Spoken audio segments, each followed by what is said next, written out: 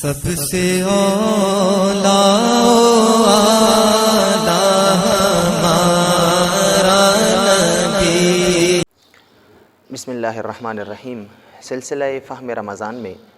ہمارے آج کا موضوع ہے ناک، کان اور آنکھ میں دوا ڈالنے کا مسئلہ۔ چونکہ یہ تینوں چیزیں ایسی ہیں کہ جن سے براہ راست حلق اور پھر حلق سے معدے تک دوا کا پہنچنا وہ بتایا گیا ہے، اس لیے آج ہم شرعی مسئلہ معلوم کریں گے کہ آیا ان تین جگہوں میں دوا وغیرہ ڈالنے سے یا پانی چلے جانے سے روزہ ٹوٹتا ہے یا نہیں ٹوٹتا۔ سب سے پہلے یاد رکھیے، اگر ایک شخص ناک میں دوا ڈالتا ہے یا ناک میں پانی چڑھاتا ہے اور وہ پانی ناک سے چڑھتا ہوا حلق تک پہنچ جاتا ہے، دماغ تک دوا پہنچ جاتی ہے، تو اس سے روزہ ٹوٹ جاتا ہے۔ اسی طرح اگر ایک شخص ہے وہ کان میں دوا ڈالتا ہے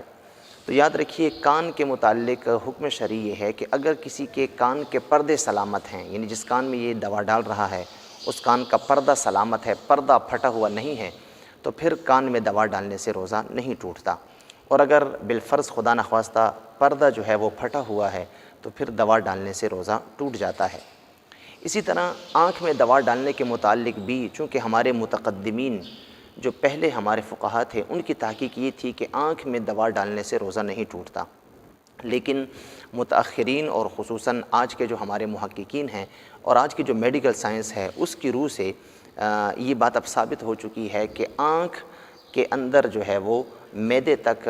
منفذ موجود ہے، یعنی وہ نالیاں موجود ہیں جن کے ذریعے اگر دوا وغیرہ آنکھ میں ڈالی جائے تو وہ معدے تک پہنچ جاتی ہے۔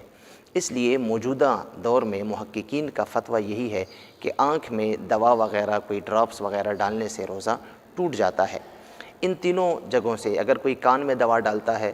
اور جس صورت میں روزہ ٹوٹتا ہے، یا ناک میں دوا ڈالتا ہے روزہ ٹوٹتا ہے، یا آنکھ میں دوا ڈالتا ہے اور روزہ ٹوٹتا ہے، تو یاد رکھیے ایسی حالت میں اس روزے کی صرف قضا ہی کرنی لازم ہوگی، کوئی اس کا کفارہ وغیرہ نہیں ہوگا، صرف ایک روزے کی قضا کرنی ہوگی۔ اور پھر بھی جس کسی کو اگر احتیاط ہو سکتی ہے، جتنی احتیاط ہو سکتی ہے چاہیے کہ وہ احتیاط کرے۔ اگر تو وہ افطار تک